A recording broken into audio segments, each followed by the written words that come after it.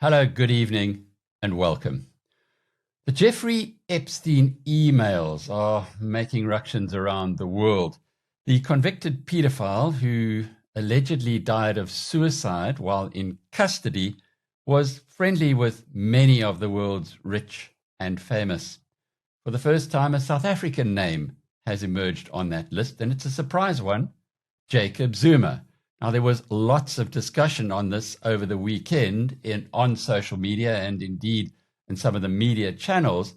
And our own Chris Steyn, with her Sunday show, posed the question to Colonel Chris Wyatt, who is a retired US intelligence operative. And she asked him to just give us some context on what is happening here. Unfortunately, there's not much that can be done about this. I mean, basically, the person responsible is dead. The other person is in jail for an extended period of time. All that survivors can possibly hope to do is to get restitution from the estate. But I think a lot of people want the knives out and want to go after people and bay for blood. So that brings us back to the topic at hand with Epstein. So when this was released, the New York Times and CNN were uncharacteristically objective in their analysis. They say that Trump's name is mentioned many times in the latest release of 3 million documents, but it's unverified, unconfirmed information, which is remarkable to hear. Now, we've already seen reported breathlessly this morning in South African press, and it's all over social media about Jacob Zuma. I'm not here to defend Jacob Zuma. I think he's an indefensible person in many respects. But what I'm going to say is that this was the carnage and the damage that's going to come out of releasing documents to people who have no understanding of what a criminal investigation involves and what it entails. The fact that someone's name appears in emails or appears in a conversation does not mean that people had an association or did anything untoward. So I'm not going to accuse Jacob Zuma of doing anything incorrect here. However, the fact that it appears to be maybe with a Russian lady, this is kind of unusual. It does make it kind of salacious potentially and very interesting, I think, for people to discover. So I think we're not going to hear the end of this with Zuma. Of course, MK Party and his acolytes are saying it's a smear campaign. It's not a smear campaign. Dude, your name is in the files. And people scream, maybe not you, but people scream for these files to be released. And this is the damage that's done. If it's out of context, if nothing untoward happened, then he's still smeared with it. The Slovakian prime minister just resigned because he's mentioned there. Well, that makes me think that maybe he did something wrong. That doesn't mean he did. But the point with this whole thing with the Epstein files is people have been obsessed with it for so long. And as I caution people, getting copies of transcripts of investigations, interviews, or interrogations with people is not productive because you're not an adjudicator. You're not a person who evaluates the evidence. You're not a person, most people aren't. And people will jump to conclusions. And things can look very bad. There are a lot of prominent people. Look, Jeffrey Epstein was very wealthy, very connected. He knew all the connected people on this planet. He probably knew the Chinese communist connected people as far as I know. But the point is that he knew lots of people. And that doesn't mean that people mention his files or a phone number was found in his address book means that they did anything wrong. Epstein was constantly spreading his network, getting his tentacles out there, trying to get in touch with other people, ingratiate himself for his own needs and desires. And that's just kind of how it works among the rich and powerful. So that's why you have to be very careful, Chris, who you choose amongst your friends and your associates. You never know. You never know who's going to be responsible for exposing your information later on in whatever context. So in this case, I think it's early and the jury is out with the Jacob Zuma and the Jeffrey Epstein story. But hey, I'm curious and I want to know now. Well, we've all heard about the high-end poaching of rhino horns and perlemoen, but the pillaging of South Africa's natural resources doesn't end there. Now it's rare plants that are in the eyes of these criminals. Here's my colleague Linda van Tilburg in conversation with CapeNature's Pierre de Villiers. The one that interests me when you said that succulents can now be more valuable than rhino horn. So how has succulents gone from petty thief to linked to the international crime economy? It's difficult. It's when you, as a manager or a commander, if you're doing operations, you got to put everything in context.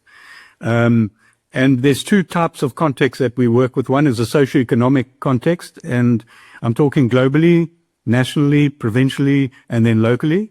And then obviously the environmental context, the ecosystems, climate change, the weather. If you're looking at poaching at sea, no one dives in a 5-meter wave. So if you look at that context, you'll note that politically, internationally at the moment now, there's a lot of wars. USA is making a lot of statements. And in the wars and in all the different engagements internationally, there's a lot of money being made. A lot of technology developments have taken place in the wars, and a lot of countries are setting up factories, and they're making a lot of money very quickly. And the moment people become wealthy, they start looking at things to show their wealth off. So I mentioned already abalone, as if that's on your table, you've arrived. Succulent plants now have become the in thing, or the vogue overseas, especially if you look at living in a built-up area, as I'm talking like a city, and you've got a little apartment, then the little pot plants with all these little succulents are something nice to look at and boast about if you get the really rare species. And that's the whole tragedy of poaching throughout the world, is that the more rare an animal comes, the more valuable it and its parts become. So that's where it comes from. It's very difficult to predict what's next. Although we did pick up succulents starting to peak or move into this poaching and export trade at least 10 years ago. And there'll be more. There'll be more. We just got to keep our eyes on it. The intelligence units try to keep a finger on the pulse, looking at the import side in the international countries, in the countries internationally, and see what comes in.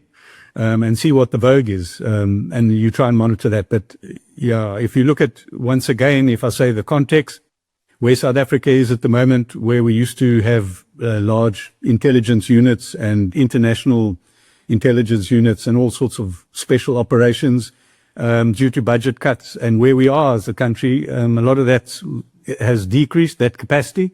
So our finger's not on a lot of the pulses. So then it becomes reactive back home. So we got to step up our game, and very quickly. Well, you can't say you weren't warned. Our mining guru, Peter Major, has been telling us that on every possible relative ratio, the gold price was in record territory. Very vulnerable, very fragile, heading for a fall. On Friday, it dropped $600. This morning, it was down another $500, the biggest decline in history. Now at around the $4,500 mark, it was $5,500 going towards $6,000 just last week.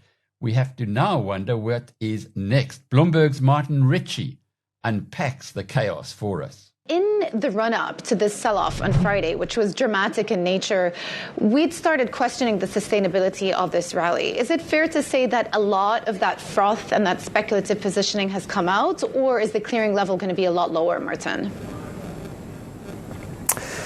I think that some of that froth has definitely come out. We saw the biggest drop in the decades for gold last Friday, in fact, and it's down more than 5% again today. I think throughout last week, all that kind of frenzied trading, all the bulls piling in, I think it was, there was a lot of warnings that this price was going ahead of reality. But now we're in the situation, I think, across gold, silver, and perhaps even copper and metals, where we're looking to see where people start to buy the dip. That was mentioned quite a lot in discussions in China over the weekend. What kind of levels are the Chinese investors that have been particularly rampant in metals trading going to start coming back in? It's not happened yet, obviously, but if things steepen any further, then let's see what happens. There were reports on the terminal about Chinese speculative buying and some of those positions being trimmed down. What do we know about who exactly has been selling? So throughout January, there's really been quite unprecedented wave of trading activity. I look quite closely at copper on the Shanghai Futures Exchange, the busiest month on record, and by far the most active day for trading last Friday while things were selling off. It's another busy day again today. Look, there tends to be a group of kind of funds and a group of sort of influential commentators who will steer prices. A lot of those are still bullish. They see copper as an investment for the long term, given its role in the energy transition, given its role in electrification worldwide, and the sort of setting aside the kind of near-term headwinds for demand and just looking at that future. And that's why I was talking about dip buying just now, particularly for the base metals. Robertson, a small town in the middle of nowhere where a wine farmer claims to have sold a Volkswagen Up to We Buy Cars. A farmer. What car did you really sell them? A VW Up. Right here in Robertson. Small town, but we know about We Buy Cars. Yeah, but what's a farmer doing with a VW Up? It was just a runaround. Cool cover story. And I see you traded it in for this, like a double cab Benay. Well, were they all out of ranges? We Buy Cars, the easiest way to sell your car by far.